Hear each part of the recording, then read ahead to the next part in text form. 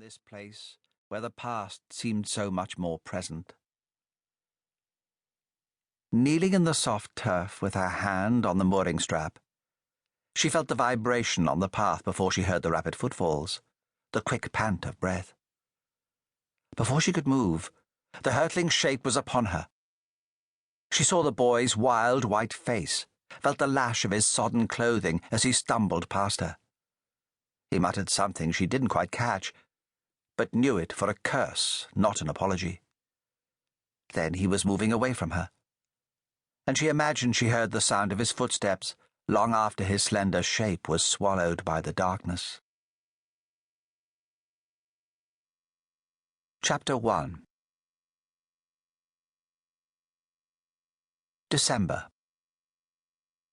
Gemma James would never have thought that 2 adults, 2 children, and 2 dogs, all crammed into a small car, along with a week's worth of luggage and assorted Christmas presents, could produce such a palpable silence.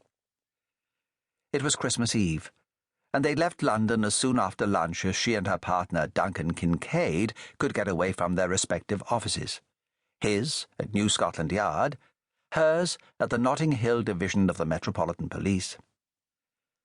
They had both managed a long-overdue week's break from their jobs and were on their way to spend the holiday with Duncan's family in Cheshire, a prospect that Gemma viewed with more than a little trepidation. In the back seat, her 5-year-old son Toby had at last fallen asleep, his blonde head tilted to one side, his small body sagging against the seat-belt, with the abandon only managed by the very young. Geordie, Gemma's cocker spaniel, was sprawled half in the boy's lap, snoring slightly.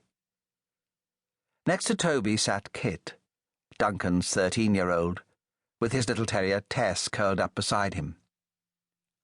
Unlike Toby, Kit was awake and ominously quiet. Their anticipated holiday had begun with a row, and Kit had shown no inclination to put his sense of injury aside.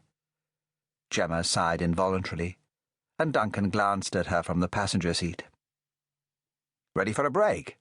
he asked. "I'd be glad to take over."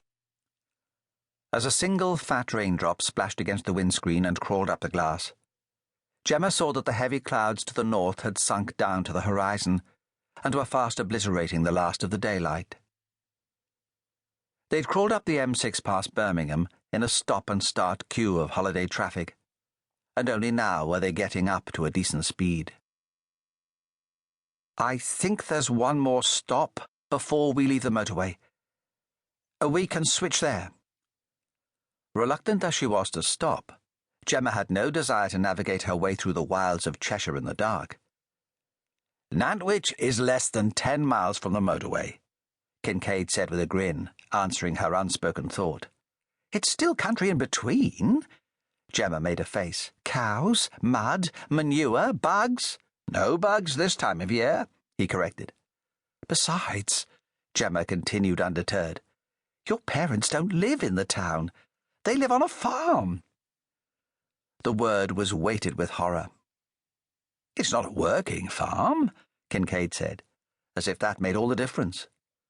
"Although there is a dairy next door, and sometimes the smell does tend to drift a bit." His parents owned a bookshop in the market town of Nantwich, but lived in an old farmhouse a few miles to the north. Kincaid had grown up there, along with his younger sister Juliet, and as long as Gemma had known him, he talked about the place as if it were heaven on earth.